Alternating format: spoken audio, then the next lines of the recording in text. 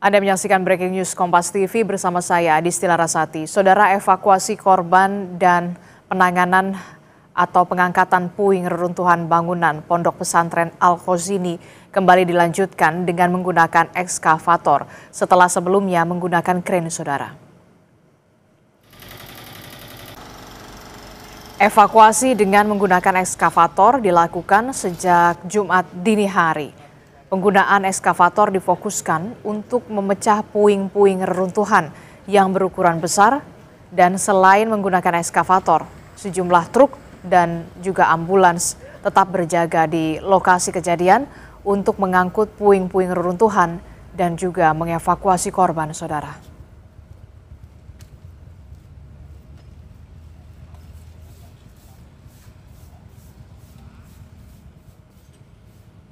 Dan informasi terbaru yang kami dapatkan, 2 korban ambruknya bangunan Pondok Pesantren Al-Khozini, Sidoarjo, Jawa Timur berhasil dievakuasi.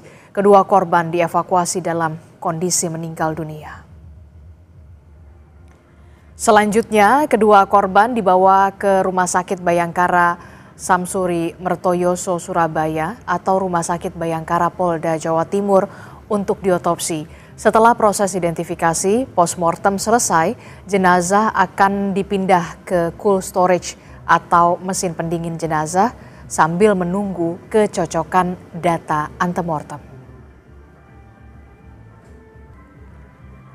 Nanti setelah jenazah dari sana datang ke sini, kemudian kita lakukan pemeriksaan. Kalau seandainya jumlahnya banyak, kita menyiapkan freezer, dalam juga ada pendingin lah, dan kapasitasnya banyak, bisa sampai 100 kapasitas kita punya. Sudah sampai alatnya sih masih bagus, semuanya bisa di bawah 0. 2 korban ditemukan meninggal dunia di bawah runtuhan bangunan dan berhasil dievakuasi. Bagaimana proses identifikasi terhadap korban ambruknya pesantren Al-Khozini, Sidoarjo, Jawa Timur? Kita tanyakan kepada jurnalis Kompas TV. Sudah ada Andi Mas Budi di Rumah Sakit Bayangkara, Surabaya, Jawa Timur. Selamat pagi, Andi Mas.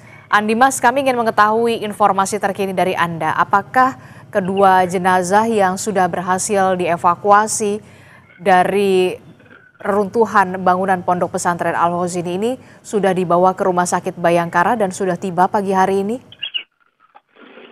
Iya, betul sekali, Adisti dan juga saudara. Memang pada pukul 8:30 tadi, 2 ambulans ini tiba di posko postmortem yang ada di Rumah Sakit Bayangkara Polda Jawa Timur. 2 ambulans ini membawa dua jenazah yang berasal dari reruntuhan bangunan Pondok Pesantren Al-Khozini, Buduran, Sidoarjo. Namun ketika sampai saya melaporkan ini masih belum ada identitas dari siapa kedua korban tersebut. Petugas DVI Polda Jawa Timur memang langsung melakukan proses identifikasi postmortem kepada kedua jenazah. Lalu nantinya ketika sudah hasilnya keluar akan dicocokkan dengan data antemortem yang sebelumnya sudah dikumpulkan oleh pihak keluarga melalui laporan orang kehilangan kepada pihak kepolisian. Sementara itu memang Adisti, di Rumah Sakit Bayangkara Polda Jawa Timur ini sudah disiagakan 150 personil untuk melakukan proses identifikasi kepada keluarga ataupun maksud kami kepada korban yang nantinya ditemukan dalam kondisi meninggal dunia saat evakuasi. Memang selain menyiapkan 150 personil, di sini juga tempat ini ditunjuk karena memang memiliki kapasitas yang cukup besar. Selain itu juga bisa menampung untuk cold storage ataupun mesin pendingin jenazah mampu menampung 100 jenazah dan suhunya bisa di bawah 0 derajat. Adisti. Ya, jadi informasi terbaru yang kami dapatkan, Rumah Sakit Bayangkara Polda Jawa Timur sudah menerima ada 2 jenazah korban dari reruntuhan bangunan Ponpes Al-Khozini di Sidoarjo, Jawa Timur. Terkait dengan keluarga dari wali santri, apakah sudah ada yang mulai berdatangan ke Rumah Sakit Bayangkara, Jawa Timur di sana, Andi Mas? Ya, sampai saya melaporkan saat ini, Adisti, dari pandangan kami yang ada di sini memang masih belum tampak kedatangan dari pihak keluarga. Mungkin itu hal itu dikarenakan memang ataupun kemungkinan ada komunikasi yang nantinya akan disampaikan oleh pihak kepolisian ataupun pihak tim SAR ketika nantinya proses identifikasi itu sudah selesai, barulah pihak keluarga bisa datang ke Rumah Sakit Bayangkara Polda Jawa Timur. Namun meski demikian, Rumah Sakit Polda Jawa Timur, Rumah Sakit Bayangkara Polda Jawa Timur sudah menyiapkan tempat untuk para keluarga yang nantinya rupanya akan hadir di tempat ini. Di depan posko antemortem juga sudah akan dibangun tenda untuk pihak keluarga menunggu proses identifikasi. Adisti.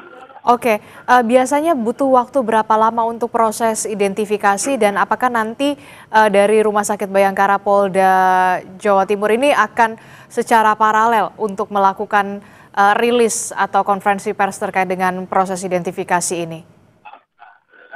Ya, Adisti, untuk terkait waktu berapa lama terkait proses identifikasi itu selesai, ketika tadi saya berbicara langsung dengan Kabidokes Polda Jawa Timur memang menyampaikan pihaknya tidak bisa memberikan keterangan pasti terkait berapa lama waktu yang tercepat untuk dilakukan proses identifikasi itu selesai.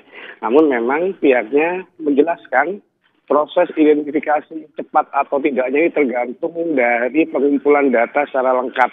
Apabila misalkan sebelumnya data dari antemortem sudah dipegang, setelah itu juga saat melaporkan data kehilangan ini, pihak keluarga telah mencantumkan identitas keluarganya yang hilang secara lengkap, sehingga nantinya setelah proses pemeriksaan postmortem sudah selesai, ini sudah bisa dicocokkan dan lebih cepat, Adisti. Oke, termasuk juga data antemortem sudah dikumpulkan oleh Rumah Sakit Bayangkara. Sudah ada berapa data jumlahnya totalnya?